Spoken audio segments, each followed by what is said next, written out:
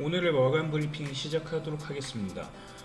국내 증시는 장 중반까지만 하더라도 마이너스 폭을 키워가고 있었는데 장 막판 오후장 들어가면서 이렇게 낙폭을 줄이면서 코스피가 0.73% 상승해서 마감했고 코스닥은 하락 마감하긴 했지만 1.9% 정도로 어느 정도 선방에서 마감했다고 보시면 되겠습니다. 지금 국내 증시 같은 경우에는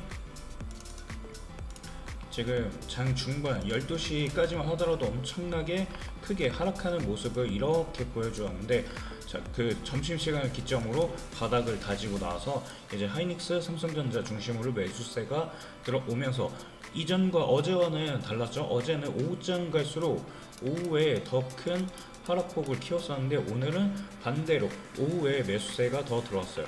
이러한 이러한 흐름을 보인 거는 아무래도 외국인 매수세가 강하게 작용한 것으로 보여지고요.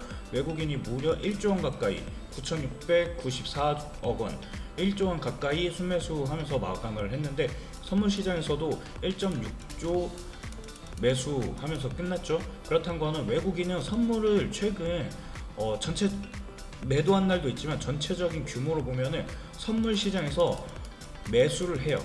매수로 끝나는 경우가 상당히 많았어요.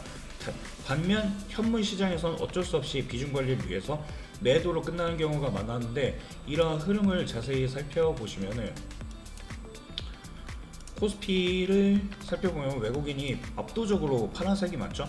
이게 외국인 라인인데 외국인이 압도적으로 매도를 한 걸 볼 수 있어요. 이때도 순 매도가 엄청 많았고 2조, 3조, 4조, 이때는 7조 원가량 엄청나게 크게 매도하기도 했고 6조, 그러니까 주구장창 6월 5, 6, 7, 그러니까 올해 내내 매도를 하긴 했지만 5, 6월 달은 훨씬 더 많은 매도세가 나온 달이라고 볼 수 있습니다.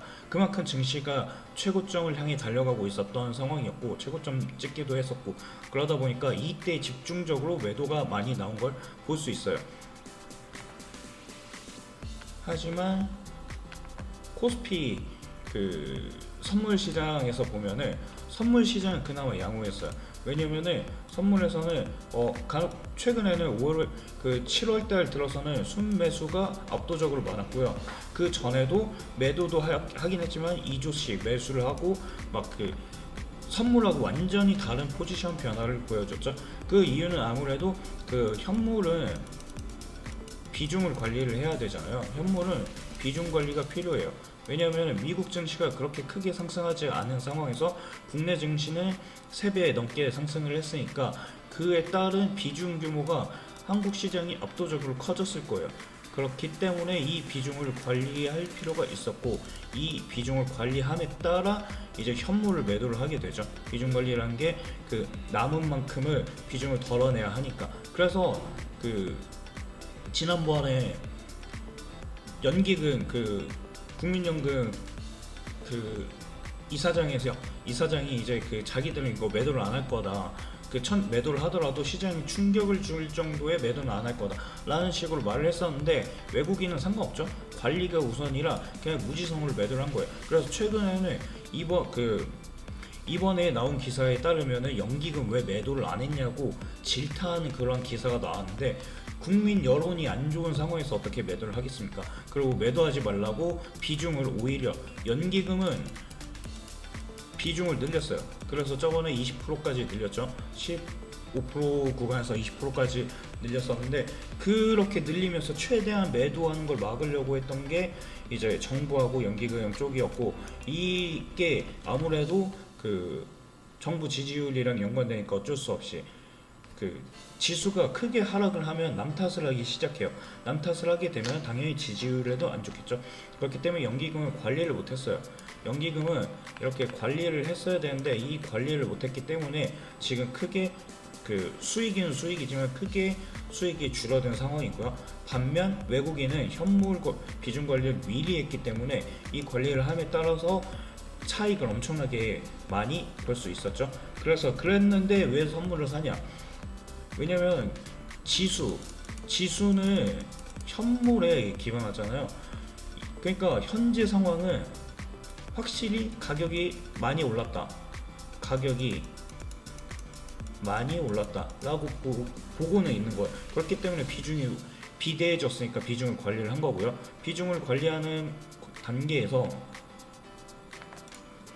비중을 관리하는 상황에서 제가 이렇게 가격이 너무 높게 오르다 보니까 비중이 커졌고, 그거를 관리하는 상황에서 현물 지수를 매도하게 되고, 하지만 우리나라 기업이 돈을 못 버는 건 아니라고 말씀드렸죠. 돈을 못 버는 게 아니에요. 돈 잘 벌어요. 왜냐면 실적이 찍히잖아요. 과거 IT 버블하고 다른 거는 실적이에요. 실적이 무척 좋고 앞으로도 좋을 거고 미래에도 좋을 거라고 알고 있어요. 그렇기 때문에 선물에 투자를 하는 거예요. 선물은 증거금만 있으면은, 소량의 증거금만 있으면은 10% 20% 정도만 있으면은 매수가 가능하잖아요. 그렇기 때문에 현물에서 매도를 하면은 현물은 끝이에요. 매도를 한 번 하면은 나중에 지수가 오를 수도 있잖아요. 그 비중 관리를 위해서 매도를 했는데 떨어지면은 다행이지만 그게 아니라 예상과 다르게 올랐다. 그러면은 외국인 입장에서는 포지션을 정리하는 과정에서 어느 정도 손실이 나는 것과도 비슷한 거예요. 그렇기 때문에 선물로 방어를 하는 겁니다. 이게 해지인데 선물로 방어를 하면서 이제 어느 정도 만약에 지수가 좋아지면은 선물로 이득을 보게 되겠죠. 그렇기 때문에 이 부분에 대해서 외국인은 국내 증시를 상승으로 바라보고 있다. 상승으로. 그리고 하지만 최근까지는 5, 6월까지는 약간 비등비등했어요. 매도하고 매수했다가 그 이유는 방향성이 아직 잡히지 않았기 때문에. 방향이, 왜냐면은 외국인 입장에서는 200조 원 가까이 팔았지만 더 팔아야 될 수도 있잖아요. 지수가 오르면은 그냥 무지성으로 비중이 커지니까 매도를 해야 돼요. 그러면은 매도 압력이 강해져요. 매도 압력이 강해지는 상황에서, 매도 압력이 상승하는 상황에서 지수가 더 갈지 모르는 거죠. 그러니까 방향성이 모호하기 때문에 이거를 해지용으로 조금 사고팔고 하지만 그렇게까지 강하게 들어오지는 않는 모습이었죠. 그런데 최근 7월 들어서는 한 번, 두 번 빼고는 다 순매수죠. 이거 7월 달부터는 두 번 빼고는 선물 시장에서 모두 순매수예요. 그렇다는 거는 이제 그때 코스피가 이제 거의 30% 좀 넘나? 어쨌든 30% 정도 하락을 했잖아요. 그 정도 하락을 했으면은 어느 정도 이제 비중 관리도 끝났을 거고, 비중을 더 이상 줄이지 않아도 될 거예요. 관리할 필요가 없다? 그럼 즉 매도할 필요가 없다는 거예요. 매도 압력이 없어진다. 즉 매수 우위의 시장이 될 수 있어요. 매수가 강해지고 매도가 감소하면은 자산 가격은 당연히 상승을 하게 됩니다. 그렇기 때문에 오늘 이러한 변동성을 보였지만 외국인이 지수를 방어를 해주면, 이렇게 방어를 해주면서 시장을 끌어올린 거죠. 이렇게. 그러니까 이러한 흐름을 외국인 포지션이랑 같이 보시면 재밌습니다. 그래서 코스닥은 상대적으로 안 좋았는데 이 부분은 외국인이 그렇게 크게 관심이 없었기 때문이에요. 오늘 외국인이 2,500억 정도 매도를 했죠. 그 말은 외국인은 코스닥보다 이제 코스피가 많이 떨어졌다 보고 코스피로 일단은 선제적으로 들어오는 거예요. 하지만 그 전까지는 외국인은 코스닥을 많이 사고 있었어요. 이때 보시면은 코스피 매도를 한 거를 코스닥 중심으로 매수를 들어왔죠. 근데 최근에는 포지션이 달라졌어요. 이제 코스피 쪽으로, 코스피가 많이 떨어지니까 이쪽으로 눈이 쏠리는 거예요. 그래서 코스닥 자금을 줄이고 이제 코스피로 가는 거죠. 하지만 나중에 코스피가 어느 정도 상승하면 이런 식으로 대규모 매수가 들어올 거예요. 그때는 이제 외국인들의 포지션에 더해져서 개인들의 코스닥으로의 순환매 자금까지 이어지면 코스닥이 가장 빠르게 움직일 거예요. 그래서 코스피보다 원래 코스닥이 변동성이 큰 시장이었는데 레버리지 상품 때문에 이러한 흐름이 바뀌어 버렸죠. 레버리지 상품이 들어오면서 이렇게 레버리지 상품 때문에 이제 시장의 흐름이 바뀌었어요. 시장에 단 한 달 동안 레버리지 상품, 단일 종목 레버리지 상품이 출시되고 나서 한 달 만에 이제 23조가 넘게 거래되었죠. 심지어 그것도 상위 5개 상품 중에서. 그래서 레버리지 상품으로 자금이 엄청나게 쏠리다 보니까 변동성이 코스피가 더 커졌어요. 코스피가 변동성이 커지다 보니까 이제 원래는 변동성 하면은 코스닥이었는데 이제 코스닥이 아니라 코스피로 눈이 돌아가는 거죠. 왜냐면은 그 단기 트레이딩 하는 사람들은 이런 변동성, 고점에 팔고 저점에 매수를 해야 되는데 이러한 트레이딩을 하려면은 위아래 변동성이 커져야 돼요. 그래서 그러한 단기 성향이 자금이 코스피로 많이 몰렸다라고 보시면 될 것 같아요. 그래서 이러한 높은 변동성은 그 레버리지 때문이다. 하지만 이 부분에 대해서 크게 걱정할 필요가 없는 게 어차피 정부에서도 그렇고 정부에서도 내년에 800조, 올해 800조에 달하는 슈퍼 재정을 편성해서 플러스 알파예요. 플러스 알파 어느 정도 800조가 최소 기본값이란 거죠. 역대급 세수예요. 이 그 재정을 통해서 여기에 추가 세수까지 더해갖고 AI 산업에 투자를 하겠다고 발표를 하는 거죠. 그 말은 즉 AI 관련 쪽으로 반도체 기업들이 여전히 좋을 거고 코스닥에 있는 반도체 소부장도 같이 좋을 수 있다는 거예요. 그러니까 이런 부분을 크게 걱정할 필요가 없고, 그리고 삼성전자가 이제는 AI5 칩을 이제 테슬라하고 협업해갖고 곧 양산할 예정이고요. 그렇다는 거는 이제 그 삼성전자에게도 다시 눈이 쏠릴 가능성이 크죠. 그리고 또 메타도 이제 데이터 센터를 추가적으로 확대를 하면서 이 과정에서 주민들이랑 이제 티격태격 말이 많다 보니까 주민들을 달래기 위해서 주민 혜택을 증가시키면서 이제 주민 달래기에 나서고 있고요. 그렇다는 거는 결국 이 모든 게 데이터 센터를 짓기 위함이다 라고 생각을 하시면 될 것 같아요. 그런 와중에 TSMC 같은 경우에는 전년 대비 68%나 상승했어요. 이게 심지어 그 YOY 전년 대비, 그러니까 업계 1등인 기업이 68% 거의 70% 상승했다는 건 어마어마하게 이 산업 쪽으로 돈이 몰리고 있다는 거예요.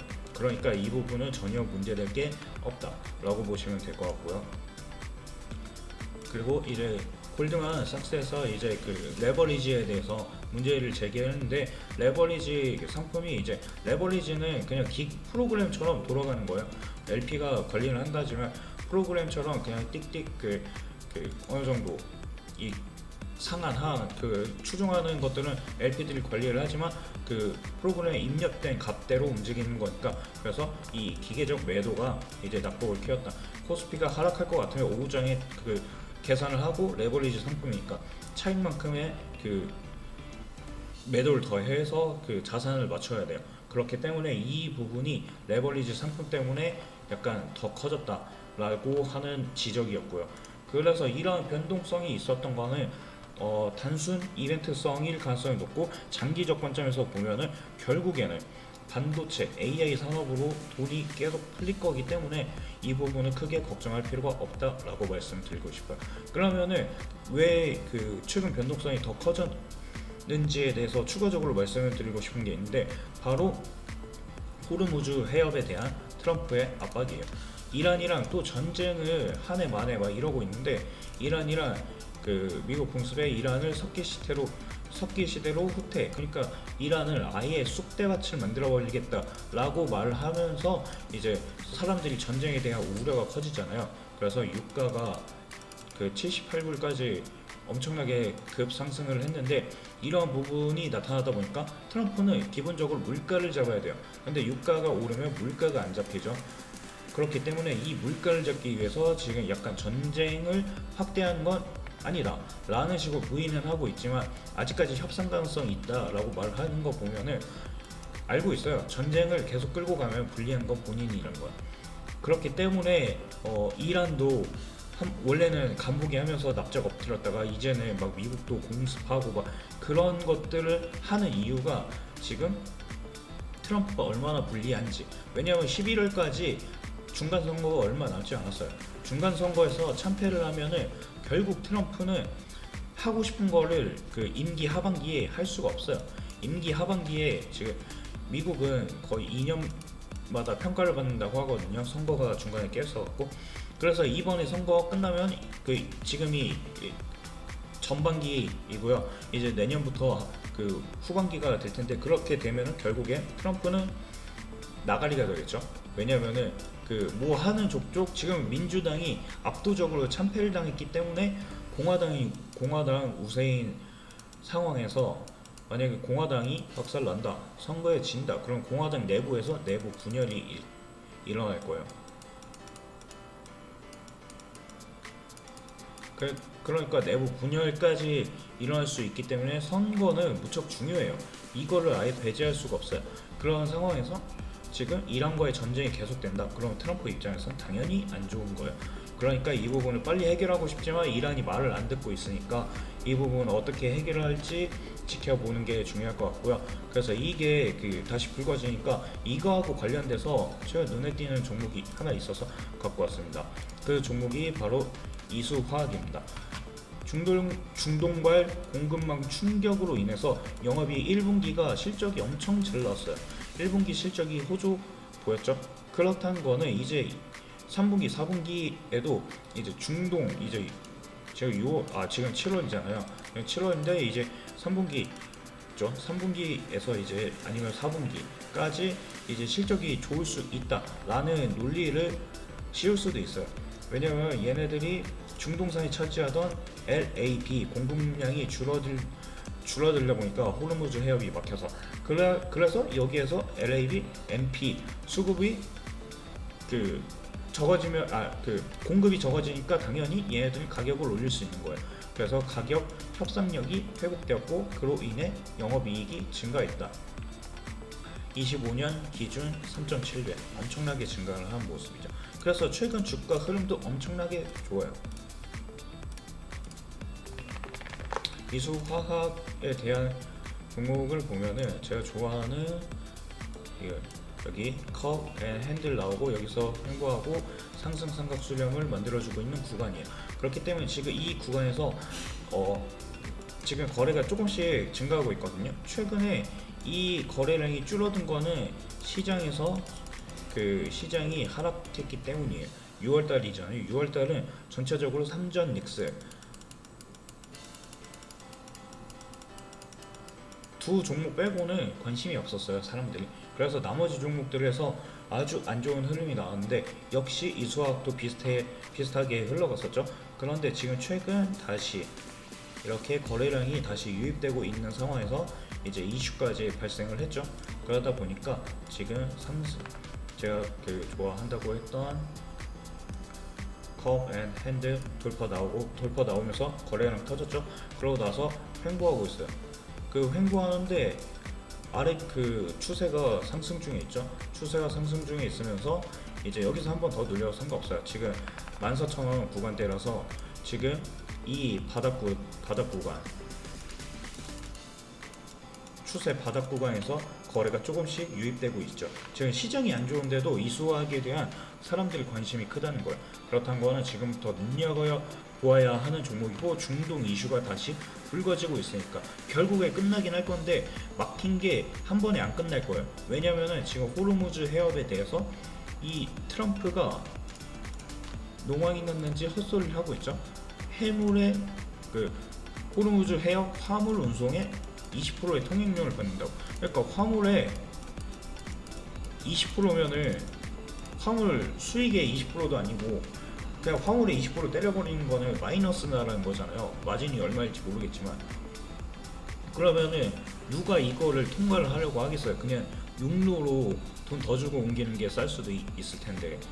그러다 보니까 지금 이 부분이 갑자기 전 세계적으로 난리가 났어요. 유럽도 그렇고 우리나라도 그렇고 일본도 여기 많이 통과를 하니까. 그러다 보니까 이제 사람들이 이걸 굳이 이쪽 걸 사야 되는지, 그래서 약간의 공급망을 다변화해야 된다라는 목소리가 높아지고 있는 상황이죠. 하지만 지금 당장 실현 가능성이 없긴 하지만 그런 말이 나온다는 거는 지금 이 트럼프가 하는 호르무즈 해협에 이란이 한다는 것도 말도 안 된다 생각을 하는데 화물의 20%를 때려버리겠다는 거는 정말 말도 안 되는 거라 이게 엄청나게 큰 논란이 되고 있어요. 그래서 저 부분은 단기간 내에 끝나지 않을 거라 보고 있어서 제가 이 상승 추세가 지속될 걸로 예상합니다. 그래서 지금 이 삼각수렴 끝부분 못해도 17,000원에서 16,000원, 17,000원 구간에서 1차 기대 수익을 노려볼 수도 있고요. 그 이상 노려봐도 돼요. 돌파할 때는 강하게 엄청 아마 2만원, 24,000원 그 상단까지 상승할 여력이 충분할 수 있기 때문에, 왜냐면은 전고점 부근까지 상승을 하려면은 일단 1차가 2만원이에요. 2만원을 14,000원 구간에서 대략적으로 44%, 45, 44 대략 이 정도 40% 이상 노릴 수 있는 자리가 현재이기 때문에 지금 한번 눈여겨보시면 좋을 것 같아요. 그래서 오늘 영상은 오늘 마감 브리핑 여기서 마치도록 하고요. 내일은 새로운 종목도 갖고 올 테니까 참고하시기 바라겠습니다. 그리고 마감에 항상 드리는 말씀이지만 이런 정보들은 제가 채널에 항상 실시간으로 안내를 드리고 있어요. 이러한 정보들을 실시간으로 제가 안내를 드리고 있으니까 이러한 정보들 궁금하신 분들 실시간으로 받을 수 있도록 채널에 입장을 하고 싶으신 분들은 왼쪽 하단에 전화번호 참고하셔서 저 전화번호에 문자 하나 남기시면 해당 채널 입장하실 수 있으시니까 이 부분 꼭 잊지 마시고 참고해 보시기 바라겠습니다. 그럼 오늘 영상은 여기서 마치도록 하고 내일 찾아뵙도록 하겠습니다. 감사합니다.